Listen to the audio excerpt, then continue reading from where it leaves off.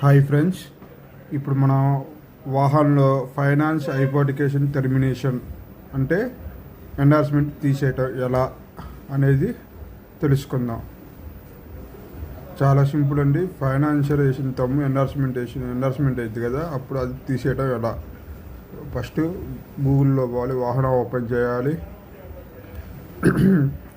Login అని చేయండి. ఇక్కడ లాగిన్ ఉంటుంది, లాగిన్ చూడండి. లాగిన్ దగ్గర యూజర్ ఐడి ఏదో మీకు యూజర్ ఐడి ఉంటుంది ప్రతి ఒక్కరికి వాహనానికి, అది యూజర్ ఐడి టైప్ చేయాలి. తర్వాత క్యాప్చా ఎంటర్ చేయాలి. క్యాప్చా AE6ND క్యాప్చా ఎంటర్ చేయాలండి. సింపుల్ అండి, 2 నిమిషాలు అయిపోయింది. సబ్మిట్ అనాలి. సబ్మిట్ క్లిక్ చేసిన తర్వాత ఆధార్ బయోమెట్రిక్ కానీ ఆధార్ ఓటీపీ కానీ ఏది ఉంటే అది. ఆధార్ ఓటీపీ నేను ఎంటర్ చేస్తున్నా. ఆధార్కి వచ్చిన ఓటీపీ, యూజర్ ఐడి ఎవరిదైతే వాళ్ళ ఆధార్ ఓటీపీ వస్తుందండి. ఓటీపీ ఎంటర్ చేస్తున్నా. ఆధార్ కన్సెంట్ దగ్గర క్లిక్ చేయాలి, లాగిన్ అనాలి.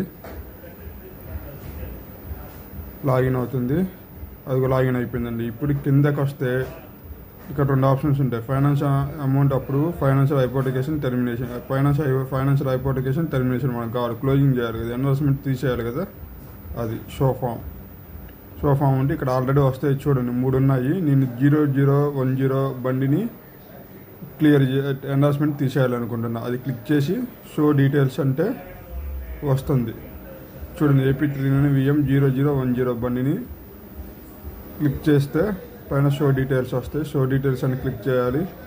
క్లిక్ చేస్తే ఓపెన్ అవుతుంది.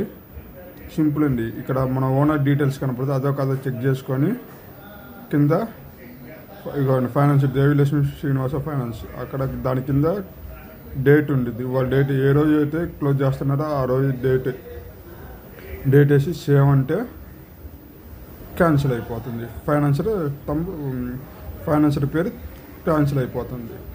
చూడండి, సేవ్ అంటున్నా.